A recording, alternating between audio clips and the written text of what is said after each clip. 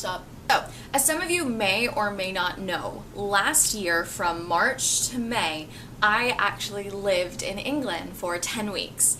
I did part of my student teaching abroad through a program that my college, Indiana University, offered. And it was an absolutely incredible experience. I got to stay with a family and I got to teach at a school that was just one village over from where I lived. And it was an absolutely incredible experience, and I'm probably going to make a video about it at a later date. But this video is about a year late. But to be fair, I took a break from BookTube, so like, sue me. But this is a video hauling all the books I got while I was in Europe. So I spent the majority of my time in England, but I was able and fortunate enough to travel while I was abroad. So I also went to Ireland, Scotland, France, and the Netherlands while I was there. And I got a bunch of different books, and I'm super excited to just show them to you. Getting them home was a nightmare because they wouldn't fit in my suitcase, so I had to ship them back home. It took several boxes.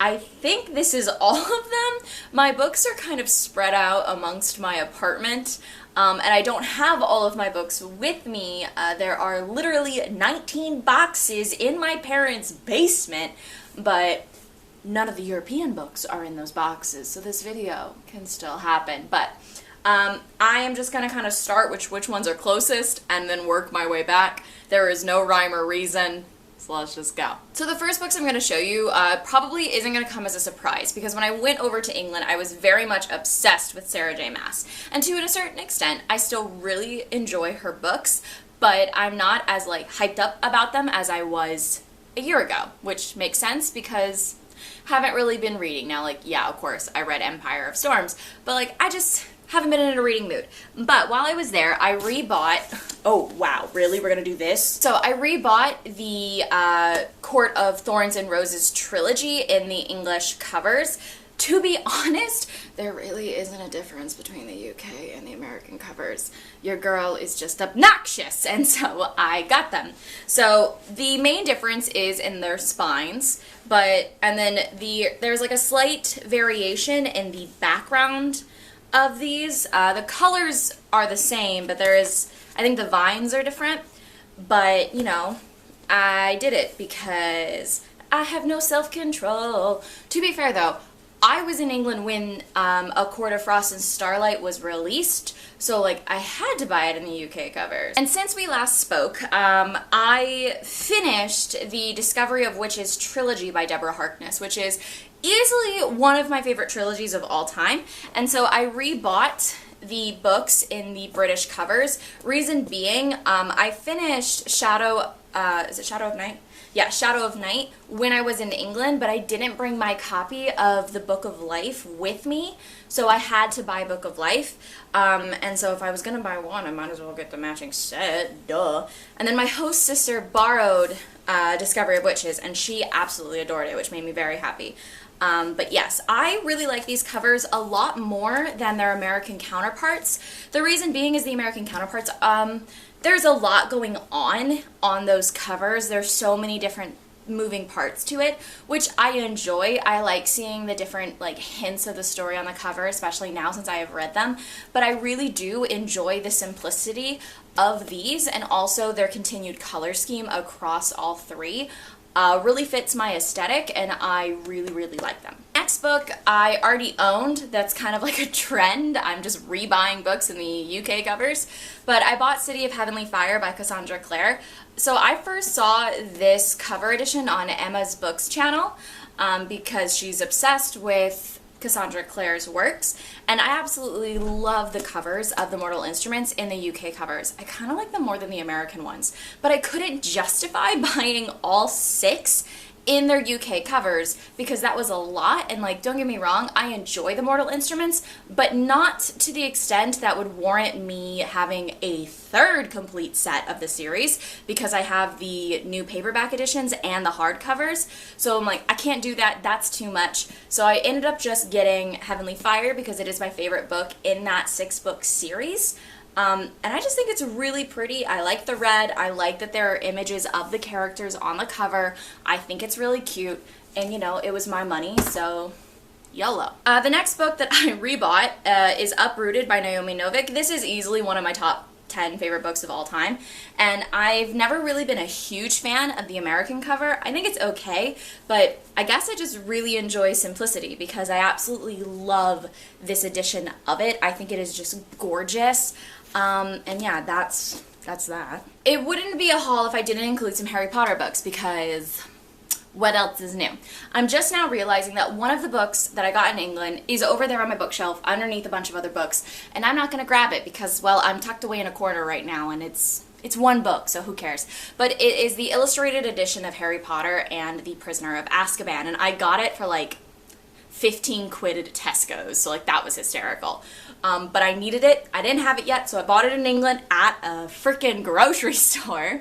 But that's not the only Harry Potter book I got when I was in England. I have the original cover of Harry Potter and the Deathly Hallows. It doesn't have the dust jacket on it, and it is used. I got this from one of the English teachers at the school that I taught at. She was bringing in a bunch of her old books to the library because she didn't need them anymore, and I asked if I could just take this one off the top, and she said yes, of course. Because these covers aren't as readily available in England as I thought they would be, and I've always wanted a Deathly Hallows book in this edition. So when I saw that she had it, I just picked that right up because, oh no, there are more books over there that I forgot. I am falling apart. I did buy a paperback edition of Deathly Hallows and their new covers, and a paperback edition of Half-Blood Prince in the UK cover.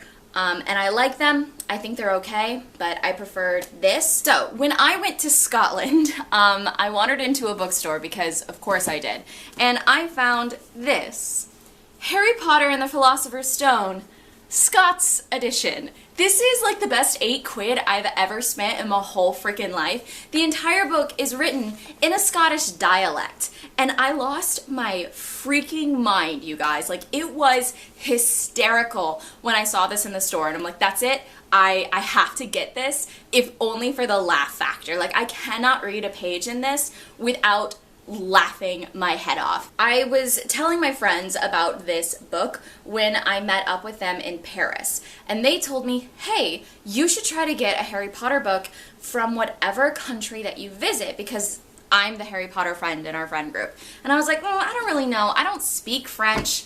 I don't know. I didn't take a French class in high school. I took Spanish for 3 years and then called it a day.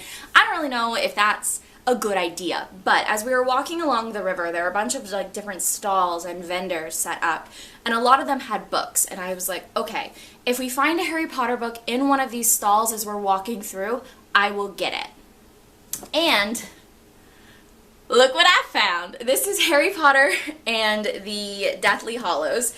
It is the 7th book, and it is in French. I will probably never read it because, like I said, your girl doesn't know French. But it started, this along with the Scottish edition, kind of started my new tradition of when I visit a country, I want to buy a Harry Potter book in that country's language. The only country that I went to that I did not get a book in its language from is Ireland, so that's just going to be something I maybe order online, just to keep that tradition alive. The other Harry Potter book that I got was Harry Potter and the Order of Phoenix. This is written in Dutch, and I got it when I was in Amsterdam. I was originally going to get Goblet of Fire, but I just love the reds and oranges on this cover that I got this one. I don't speak a lick of Dutch, but, you know, it was keeping with the new tradition I have. So, pretty exciting. While I was in Paris with my friends, I got 2 other books besides the Harry Potter, and it is Love Letters of Great Women and Love Letters of Great Men. So in the heart of Paris, there is a bookstore called Shakespeare and Company that I've wanted to visit for years. And when we got to Paris, I told my 2 friends that I was traveling with, hey, you know me, you know how I feel about books, I want to go to this bookstore. And it's an English bookstore right across the river and a little down the ways from Notre Dame. So we went in, and I decided, hey, I'm in the city of love, I might as well get some books with love letters in them. And so we spent the whole day walking around Paris, and anytime we sat down to relax, I would pull these out and we would read love letters to each other. And it was just, it really made the experience of being in Paris that much richer. Like, I have a distinct memory of us sitting on the river eating bread and chocolate and drinking wine and reading these love letters to each other. It was so much fun. And what's nice about Shakespeare and Company is they will stamp the book that you purchase if you, they'll ask you, they won't just like do it, just to like say, hey, you got it. So it says Shakespeare and Company, Kilometer Zero, Paris. It was so cool. I'm really glad that I have these, and it's a nice story to go along with how I got them. Next up, I got these when I was in Scotland, and it is The Bear and the Nightingale and The Girl in the Tower, both by Catherine Arden.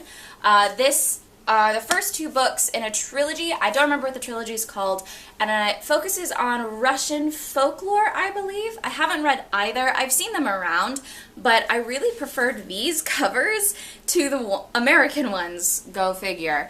I just thought they were absolutely stunning, and I really, really liked them, and I've been meaning to pick up these books anyway, so whatever. Next up, when I was walking around London, I went to, I think it was the British Library? Something, I don't really remember where, but I picked up a collection of poems. Yesterday I Was the Moon by Noor Nahar. I probably said that wrong, very sorry. But I really liked these. I thought they were cute. I've marked a couple of my favorite passages. I'm into poetry because it makes me feel better when I read a book of poetry, because it's like, hey, you read a book, but you know, it took me 2 hours or whatever. I got How to Stop Time by Matt Haig. This is about a guy who looks like 41, but he's actually over 100 years old, maybe even longer than that, centuries, so, you know. And, but he's not immortal. I read enough that it was kind of like, this is like a disease that people have, and he just really wants a quiet life, and so the one rule is he's not allowed to fall in love, but like, go figure, he's probably gonna fall in love. I haven't read it yet. I started it, but like, book slumps. Am I right? Next book I got is A Skinful of Shadows by Frances Hardridge. I have no earthly idea what this is about. I do not recall anything of it, other than I thought the cover was cute, and the pages are sprayed green, and I think that was pretty, and it's got an owl on it. I can't tell you anything more because I didn't prep for this video, so I didn't read the preface. Not the preface. The back. The synopsis. Whatever. And then the last book I have to show you is The Rosie Project by Graham Simpson. And so this is a old used book. My host mom actually gave it to me.